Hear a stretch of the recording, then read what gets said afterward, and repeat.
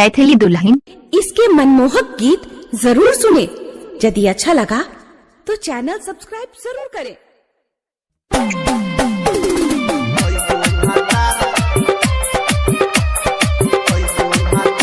अभी आप सुन रहे हैं देनवाही से माँ दुर्गा म्यूजिक की प्रस्तुति।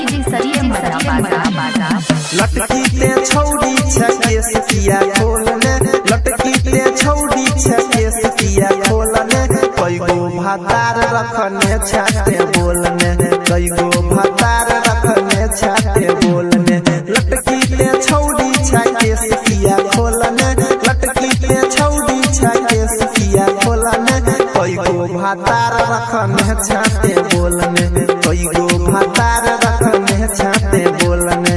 DJ Sumit Satish, DJ Sumit Satish, DJ Sumit Satish, DJ Sariyam बाजा, डीजे सरियम बाजा।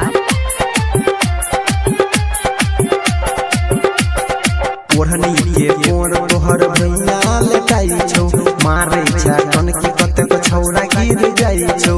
ओढ़नी के कोर तोहर भैया लटाई छौ, मारे छा कन की कतेक छौरा गिर जाई छौ।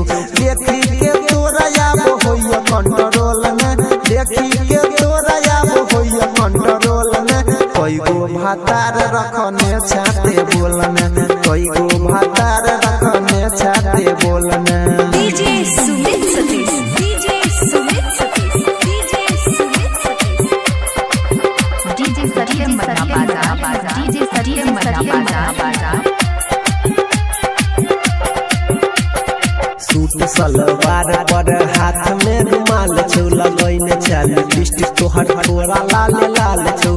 सूट सलवार पर हाथ में रुमाल छौ, लगैने चाल लिपस्टिक तोहर थोड़ा लाल लाल छौ। बताई दे बात गोरी राज दिल के खोलने, बताई दे बात गोरी राज दिल के खोलने, कईगो भातार रखने छाते बोलने, कईगो भातार रखने छाते बोलने। अभी आप सुन रहे हैं देनवाही से माँ दुर्गा म्यूजिक की प्रस्तुति। डीजे सरियम बाजा, डीजे सरियम बाजा। सूट में कटैने छा खिड़की वाला कट गे, कई पर बाजै छा इंग्लिश फटाफट गे। सूट में कटैने छा खिड़की वाला कट गे, कई पर बाजै छा इंग्लिश फटाफट गे। राइटर कमलेश कहो बात कने सुनने, गायक अनिल कहो बात कने सुनने, कईगो भातार रखने छाते बोलने, कईगो भातार रखने छाते बोलने।